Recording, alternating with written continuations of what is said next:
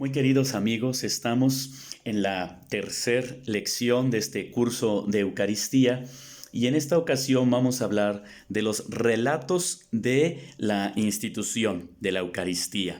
Hay que recordar que estos relatos que nosotros tenemos son bíblicos, son inspirados por Dios y son la manera como también los apóstoles nos transmitieron esto tan importante y tan sagrado. Tenemos entonces de entrada las 4 citas bíblicas que en el comentario, en el pie de este video, ustedes van a encontrar ahí por escrito. Ahorita las menciono, pero ahí están anotadas para que luego con calma las puedan transcribir y las puedan consultar. Son 4 citas bíblicas. La primera del Evangelio de San Mateo, capítulo 26, versículo del 26 al 29.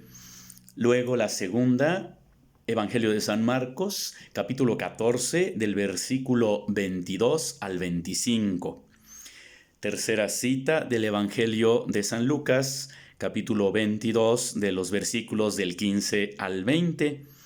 Y la última es de la primera carta a los Corintios, del capítulo 11, el capítulo 11, de los versículos del 23 al 26.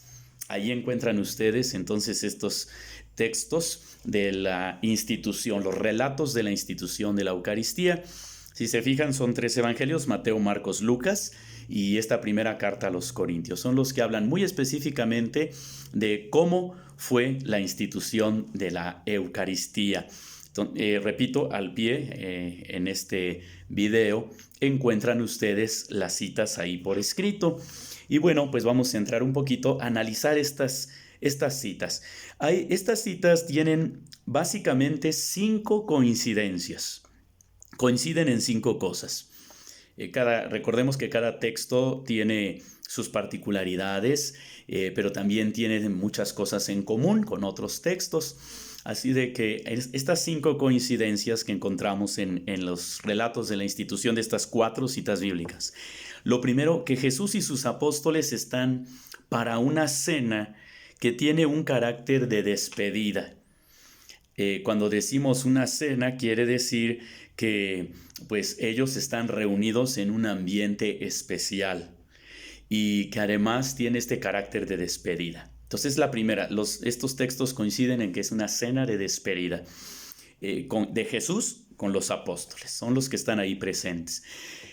Segunda coincidencia, era entre la tarde y la noche, diríamos el atardecer. También se ubican en ese horario, entonces es al atardecer, otra coincidencia. La tercera coincidencia es el contexto de una comida, o sea, no están reunidos para otra cosa, sino para comer. Hay una mesa dispuesta, todo está preparado y hay unos alimentos. Y cuarta coincidencia, está en conexión con la muerte próxima de Jesús. ¿Sí? En estos relatos se subraya que ya está próximo a morir. Y quinta y última coincidencia, hay unos gestos y unas palabras sobre el pan y el vino. Estos gestos y estas palabras coinciden en estos relatos de la institución. Pero bueno, esas son las 5 coincidencias. Pero vamos a ver ahora que también hay unas diferencias en estos textos. Por ejemplo, en el Evangelio de Lucas y en la carta a los Corintios, ¿verdad? Aquí podemos ver tres cosas importantes. La primera, en el pan se añade la frase entregado por ustedes. Una vez que Jesús dice esto es mi cuerpo, agrega después sobre el pan estas palabras entregado por ustedes. Hay otra cosa, una segunda cosa. Se añade también en estos 2 textos el decir hagan esto como en memorial mío. O sea, el mandato de hacer esto como lo que mencionábamos en la lección anterior, hacer un memorial, una actualización de esto, no solamente un recuerdo. Ese es un segundo detalle. Y un tercer detalle en Lucas y Corintios es que entre el pan y el vino hay un espacio de una comida intermedia. Es decir, se anota en el texto que entre el pan, las palabras que dice Jesús sobre el pan, y las palabras que dice sobre el vino, que son muy especiales y muy categóricas, en el intermedio hay una comida. Dice ahí, después cenaron y luego después de la cena tomó el vino, ¿verdad? Tomó el cáliz. Entonces hay una cena intermedia entre el pan y el vino. Veamos ese detalle en estos textos de Lucas y de Corintios. Ustedes con calma los pueden consultar. Y en cambio, si vamos a los otros dos textos, Mateo y Lucas, ahí podemos ver algo especial, tres detalles también muy importantes. El primero, del vino y de la sangre, ¿verdad? En ese momento, del vino y de la sangre, al tomar el cáliz, dice por muchos. Así dice el texto, por muchos. Cosa que en Lucas y Corintios dice por ustedes. Pero hay un ofrecimiento allí especial. En uno dice por muchos, en otro dice por ustedes.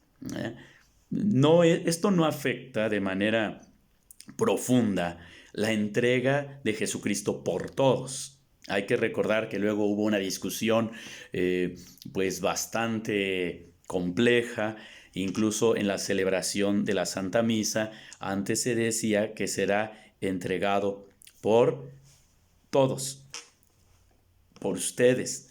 Y cuando ahora se dice y por muchos, ha habido la discusión de que si entonces el sacrificio de Cristo ya no fue por todos, sino por muchos que no son todos. El Papa Benedicto XVI después va a hacer una aclaración muy importante. Cuando estaba él en la Congregación para la Doctrina de la Fe, se hace un estudio profundo de los términos bíblicos, de la profundidad teológica. Lo que sí es importante es que nosotros tengamos esta mentalidad bíblica de que la salvación es para todos. Entonces no queda nadie excluido, simplemente son detalles del texto que nos dicen que en un texto dice nuestro Señor Jesucristo por muchos y en el otro dice por todos, por ustedes, ¿verdad? En uno dice por muchos, en otro dice por ustedes, pero sabemos que la salvación es para todos, si no habría una exclusión e incluso una discriminación, ¿verdad? Y eso no entra en una mentalidad rectamente teológica. Si Dios es Dios y es perfecto y acaba discriminando, ya no es tan perfecto, luego entonces ya no es Dios, ¿no? Entonces no hay que circunscribirnos de una manera tan, como dijéramos, tan nominal, ¿verdad? En estos términos. Bueno, hay un segundo detalle en Mateo y en Marcos, porque dice que hay un mandato que dice beban todos de él y agrega y todos bebieron. Esto es importante porque quiere decir que el cáliz aquí no solamente lo bebió Jesús, sino se los dio a beber a todos. Ahorita vamos a especificar un poquito esto. Y por último, en Mateo hay una especificación que dice para el perdón de los pecados.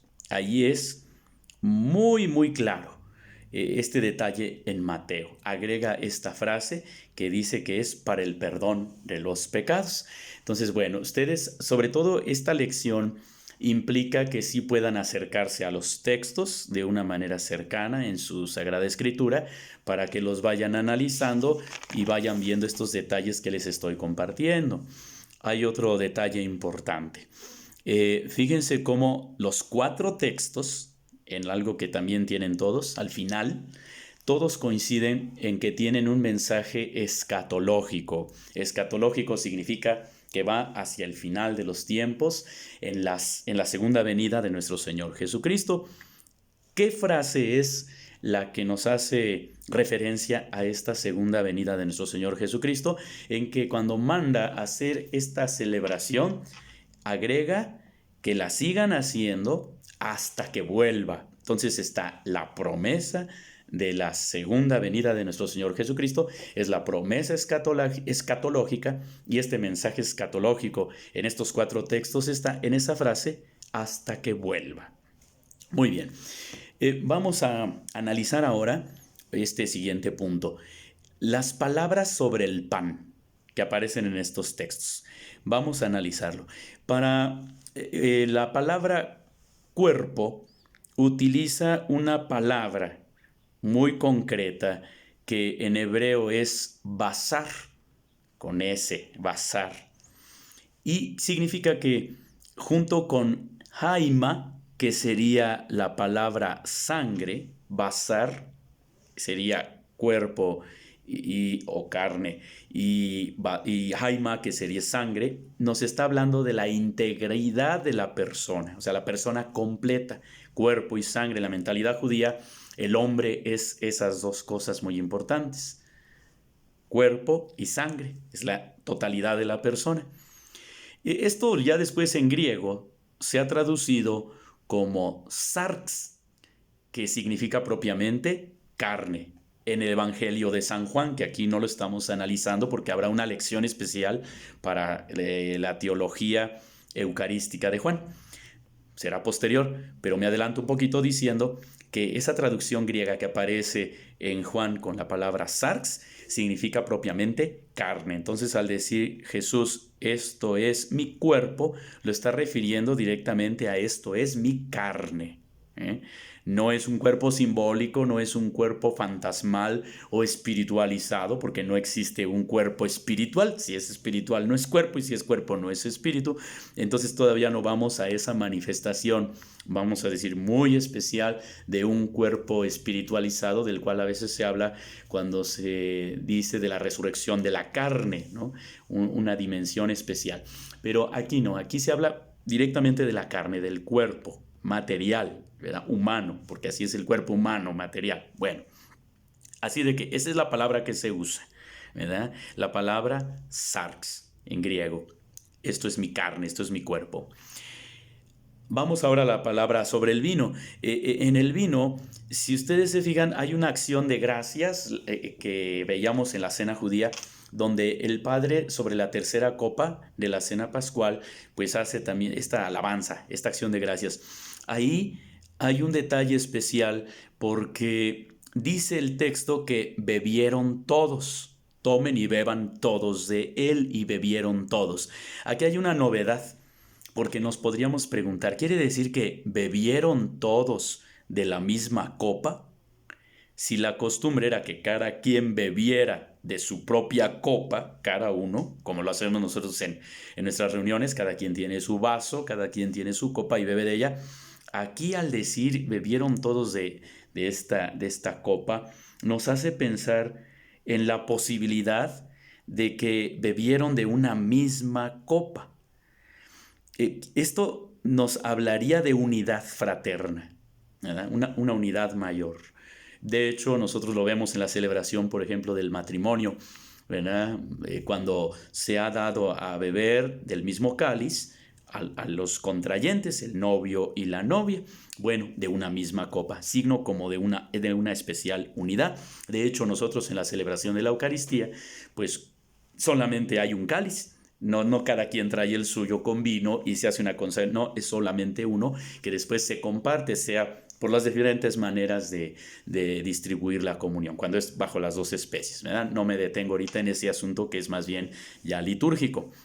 Bueno, pero entonces nos habla de esta profunda unidad fraterna cuando dicen tomen y beban todos de él. No dice tomen y beban cada quien de su copa, no, tomen de este cáliz, de este cáliz beban todos. Y bueno, pues se habla precisamente de lo que les decía, la sangre haima, ¿verdad? Este término que nos habla del elemento íntimo y sagrado de la vida. La sangre es el elemento íntimo y sagrado de la vida, y también se reservaba solamente a Dios en los sacrificios. La sangre era ofrecida solamente a Dios. Ahora es Dios quien nos ofrece su sangre. Veamos esa profundidad. Y bueno, pues por último hay un detallito más. Miren, en Lucas hay dos menciones del cáliz. Si ustedes ven el texto, dos veces se menciona que hay esta presencia del cáliz en el relato. Por eso ahí se ve que sería más al estilo de una cena pascual judía, y que la tercera copa correspondería al momento en que Jesús instituyó la Eucaristía. Esto es una aproximación, es decir, en medio de las varias copas de una cena pascual judía, el Evangelio de Lucas sí resalta mucho que era un ambiente de cena pascual judía, y que lo que correspondería a la tercera copa, esa sería la de la institución de la Eucaristía. Lo que hacemos aquí, obviamente, es una aproximación, ¿verdad? Hay autores que difieren, algunos tienen otras aportaciones, algunos tienen otros fundamentos, y está muy bien, qué bueno, ¿verdad? Todo eso nos ayuda a profundizar y a tener más claro. Bueno, pues hemos analizado en este momentito estos 4 relatos de la institución de la Eucaristía en los evangelios de Mateo, Marcos y Lucas, y además en este texto de San Pablo a los Corintios, que también pues tiene toda su historia, tiene todo su fundamento, y que bueno, poco a poco vamos conociendo. Así de que bíblicamente ahí tenemos estos 4 textos de la institución de la Eucaristía, con sus semejanzas, con sus diferencias, pero todos enriqueciendo lo que hoy seguimos celebrando. Bueno, pues en la siguiente ocasión, con el favor de Dios, vamos a ver propiamente la Eucaristía en San Pablo, en los textos paulinos que hacen referencia a la Eucaristía, cómo van a enriquecer todavía más lo que hasta ahorita vamos llevando. Vamos casi como en un contexto así histórico, estamos yendo desde, si recuerdan ustedes, en la lección número 2, veíamos nosotros las categorías religioso-culturales, vimos algo del Antiguo Testamento, la Pascua judía, luego ya pasamos a estos relatos de la institución, propiamente ya con nuestro Señor Jesucristo, instituye la Eucaristía, y luego pasaremos a los relatos y a la aportación teológica eucarística en San Pablo. Esa va a ser nuestra siguiente lección, que va a ser la número 4. Así de que estaremos muy listos para analizar esos textos y así vamos haciendo camino. ¿Bien? Pues gracias por este momentito y sigamos reflexionando, sigamos viendo también estos textos a la luz de la fe y también a la luz del amor. Decir, Señor, qué grande eres, que has querido quedarte con nosotros y que a través de estos textos nos has querido indicar cuál es tu intención y que nos ayudes a nosotros a corresponder a esa intención que tienes también sobre cada uno. Pues gracias, Dios les bendiga y hasta la siguiente lección. Hasta pronto.